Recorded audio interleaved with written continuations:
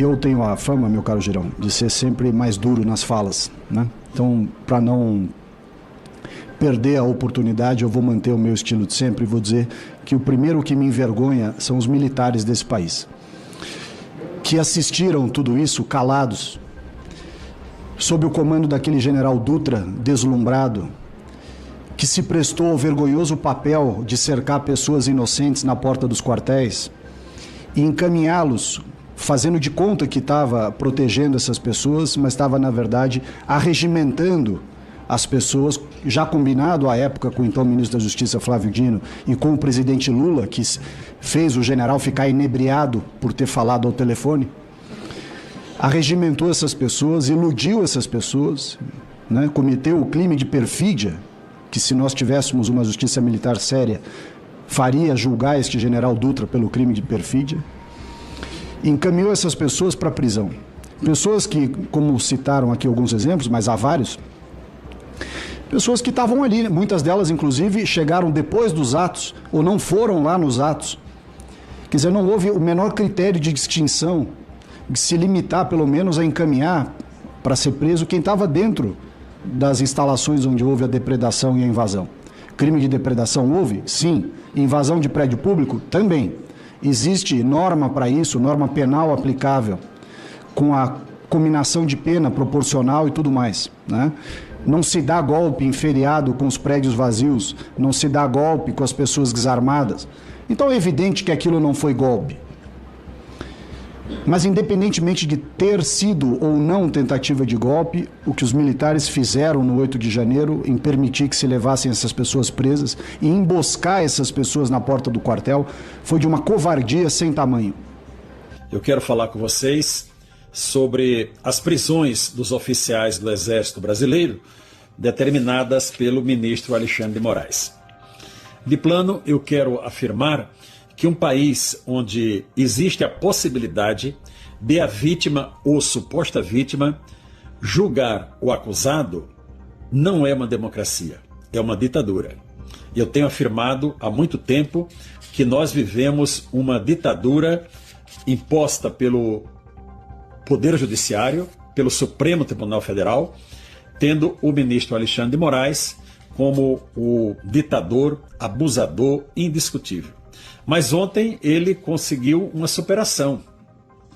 A nossa legislação, ela é muito clara a dizer que quem é interessado no processo, quem é vítima do processo, ou suposta vítima do processo, ou inimigo da parte, jamais pode participar de um julgamento. Mas o ministro Alexandre de Moraes não enxerga dessa maneira. Em suas decisões, ele cita o próprio nome 44 vezes. Isso já mostra que tem algo muito errado. Porque o que aconteceu no Brasil foi a transformação de um Estado de Direito em um Estado policial.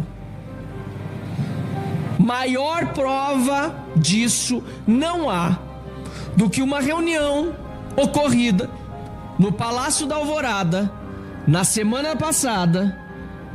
Palácio da Alvorada, residência oficial do presidente da República, com a presença do Lula, de ministros do Supremo Tribunal Federal, Gilmar Mendes, Alexandre de Moraes, chefe da Polícia Federal e Procurador-Geral da República. Estou enganado ou foram esses os presentes que lá estavam? Fora da agenda, além do ministro, me socorre muito bem aqui a doutora Carolina Seebra, além do ministro Cristiano Zanin. Todos eles estavam reunidos no Palácio da Alvorada, aliás, no momento em que mais um ato de desespero ocorria aqui, de um cidadão que lamentavelmente perdeu a sua vida em decorrência também de todos esses abusos. Isso precisa ser dito. A culpa da morte daquele cidadão aqui, diante da Câmara dos Deputados, também recai sobre o Supremo Tribunal Federal, que agora quer terceirizar, jogar para frente a responsabilidade de estar colocando cidadãos em absoluto desespero diante de tanta injustiça. Mas retorne, senhor presidente, à fatídica reunião da qual nós queremos detalhes. Não estava na agenda. Estamos fazendo, a bancada do Novo, todas as solicitações e requerimentos necessários para entender melhor o que ocorreu ali. Mas não é preciso muita fantasia para que qualquer pessoa se dê conta de que ali estavam reunidos aqueles que estão justamente na linha de frente da perseguição, inclusive a mim. Hoje perseguido político, reconhecido pela própria Câmara dos Deputados como tal. Uma suposta vítima ou duas, Lula e Alexandre de Moraes, pelas notícias que hoje são veiculadas com novas prisões, estavam reunidos com o chefe da polícia e, aliás, uma das próprias vítimas continua sendo aquela que conduz os inquéritos. Isso é um absurdo, isso é algo que não se explica em nenhum lugar do mundo que se diga democrático. Uma denúncia gravíssima foi feita por esse parlamentar, envolvendo os atos de 8 de janeiro. O desembargador Sebastião Coelho também manifestou sua opinião, e o que ele disse é extremamente sério e preocupante. Você não verá essas notícias na grande mídia ou nos principais canais de comunicação, pois há uma tentativa da esquerda de abafar a verdade e ocultar essa bomba que foi revelada por aqueles que defendem a Constituição, a justiça e os direitos do povo brasileiro. Eles buscam criar uma cortina de fumaça para esconder todos esses fatos, mas a verdade prevalecerá e a justiça será feita. Não podemos desistir de lutar em favor dos injustiçados por causa dos eventos de 8 de janeiro. Confira o vídeo agora, inscreva-se no canal e deixe sua opinião nos comentários. Sua participação é muito importante. Por isso, senhor presidente, eu venho aqui neste dia no Senado Federal para dizer que a presença da família do Clezão, a um dia de se completar um ano da trágica notícia que recebi naquele 20 de novembro do ano passado, o falecimento do Clezão, a um dia de completar-se um ano significa, apesar de toda a tristeza, apesar de toda a revolta e de toda a indignação, significa fé em dias melhores, significa a certeza de que Deus está do nosso lado, significa a convicção de que nós vamos superar tudo isso. Porque os violentos, os criminosos não somos nós, pelo contrário, nós estamos agindo sempre dentro da lei, dentro da Constituição e denunciando quem age fora da lei e fora da Constituição. Mas eles só podem agir fora da lei, fora da Constituição, com violência e com perseguição, porque dentro da lei, dentro da Constituição, dentro da democracia, eles não teriam a menor condição de fazer o que estão fazendo contra pessoas honestas, decentes e que só querem um Brasil melhor. Perdoe-me a ênfase aqui, senhor presidente. A ênfase em trazer uma palavra de esperança e de otimismo, porque sei que nesses momentos doloridos queremos lembrar da indignação, da revolta, da dor e de tudo aquilo que nos faz sofrer, porque o sofrimento não nos faz esquecer. Mas eu quero concluir num tom de ânimo, de felicidade até, eu diria, de regozijo com a presença dos familiares do Clezão e de todos que nos acompanham, porque eu quero sim dizer a todos que estamos trabalhando pelo mesmo Brasil que o Clezão tanto queria. É este o nosso objetivo, não é nenhum outro. Nosso objetivo não é de vingança, é de justiça. Não é de retaliação, é de justiça. Não é de ficar causando apenas um espírito de profunda decepção que curve a todo brasileiro e faça com que deixemos de ir às ruas, como Vossa Excelência lembrou, e infelizmente passou a acontecer depois do 8 de janeiro. Não, nós queremos que as pessoas levantem a cabeça, saibam que esta família aqui, de todas as famílias brasileiras, é a que mais teria o direito de ficar em casa, de desistir do Brasil, de dizer chega, nos tiraram o nosso Clezão. Essa família é o nosso maior exemplo, senhor presidente. de que a vida do Clezão valeu a pena, de que não será em vão e que nós vamos honrá-la até o fim. E o Brasil, sem dúvida, sairá mais forte disso. Eu quero falar com vocês sobre as prisões dos oficiais do Exército Brasileiro determinadas pelo ministro Alexandre de Moraes. De plano, eu quero afirmar que um país onde existe a possibilidade de a vítima ou suposta vítima julgar o acusado não é uma democracia, é uma ditadura. Eu tenho afirmado há muito tempo que nós vivemos uma ditadura imposta pelo Poder Judiciário, pelo Supremo Tribunal Federal, tendo o ministro Alexandre de Moraes como o ditador, abusador indiscutível. Mas ontem ele conseguiu uma superação.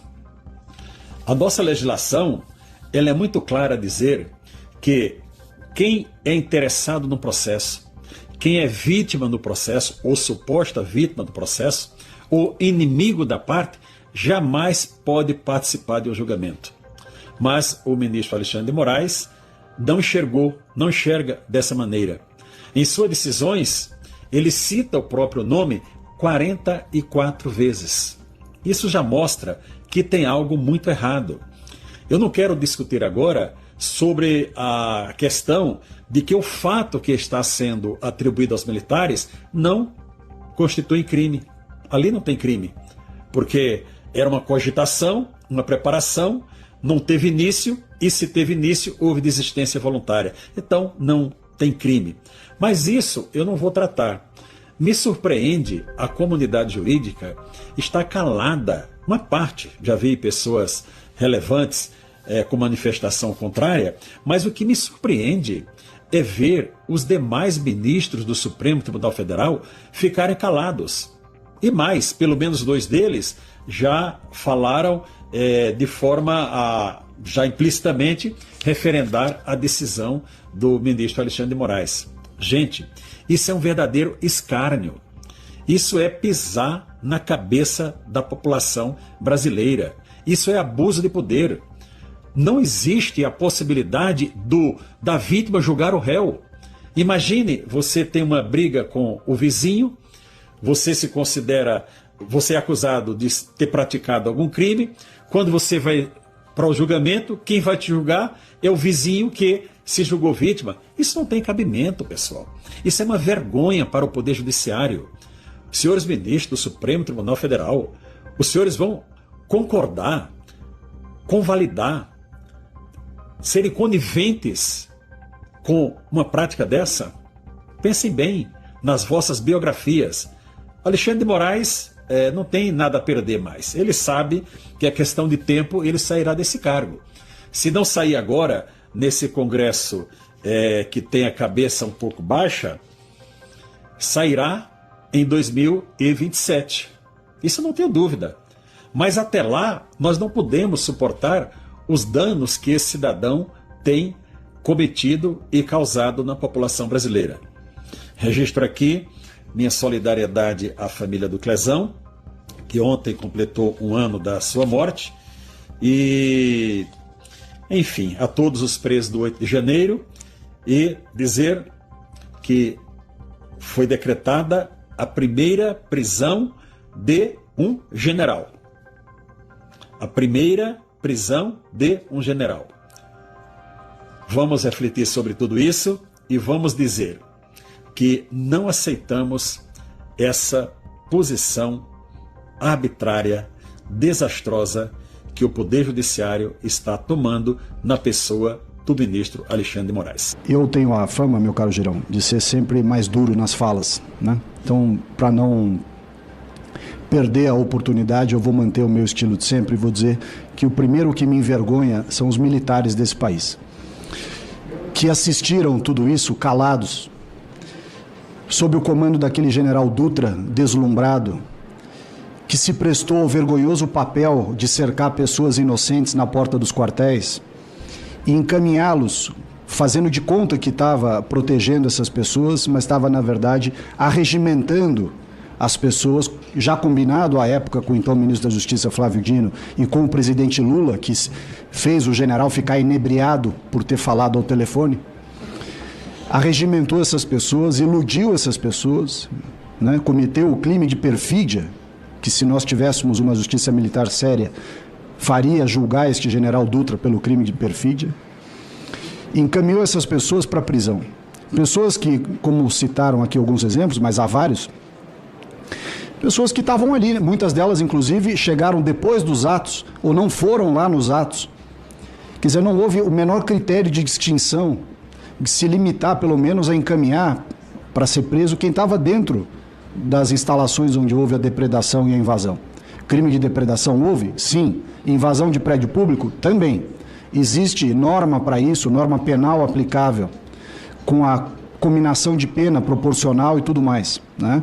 Não se dá golpe em feriado com os prédios vazios, não se dá golpe com as pessoas desarmadas. Então é evidente que aquilo não foi golpe. Mas independentemente de ter sido ou não tentativa de golpe, o que os militares fizeram no 8 de janeiro em permitir que se levassem essas pessoas presas e emboscar essas pessoas na porta do quartel foi de uma covardia sem tamanho. Essa covardia não começou no 8 de janeiro. Essa covardia começou quando essas pessoas foram sendo mantidas na porta desses quartéis com a esperança de que algo ia acontecer, de que algo ia ser feito. Ao invés de serem avisadas dizendo, olha, nada vai acontecer, nada foi feito, o Lula ganhou a eleição, vai cada um para sua casa, parem de ficar tomando chuva e serem iludidos aqui na porta desses quartéis. Ao contrário senso, nenhuma dessas autoridades se prestou a ir ter essa conversa franca, sincera e objetiva com aqueles que lá na porta estavam. Mantiveram essas pessoas ali na porta por motivação política, por motivação seja lá qual for, ou até por falta de coragem mesmo em assumir que nada iria acontecer. Essas pessoas foram iludidas e induzidas a ficarem ali. A decepção, senador Girão e caros colegas, meu caro Exalcir, com eles, portanto, é enorme. Por outro lado, na história do Brasil, desde a época do Império, até antes da época do Império, quando o Brasil ainda era colônia de Portugal, depois com Dom João VI aqui, Dom Pedro I, Dom Pedro II, a Velha República, República Velha, depois na época do Getúlio Vargas, depois nos anos de Juscelino, Dutra, e, como já dito aqui, na época do fim do regime militar de 64, o Brasil tem na sua história episódios reiterados de explosões de revolta, de descontrole, prisões, inclusive de militares, e logo em seguida processos de anistia e de perdão geral como forma de pacificar o país. O que nós vemos hoje é um presidente que se elegeu dizendo que ia pacificar o Brasil, que o amor voltou, que o Brasil voltou, que tudo isso aconteceu, que a direita que era truculenta, a direita que era promotora de ações contrárias ao Estado Democrático de Direito, às liberdades individuais, etc. Mas o que nós estamos vendo é exatamente o oposto. Aqueles que pregavam o amor praticam o ódio, a vingança, o desrespeito ao devido processo legal, ao contraditório, à ampla defesa. Eles vêm praticando isso de maneira reiterada.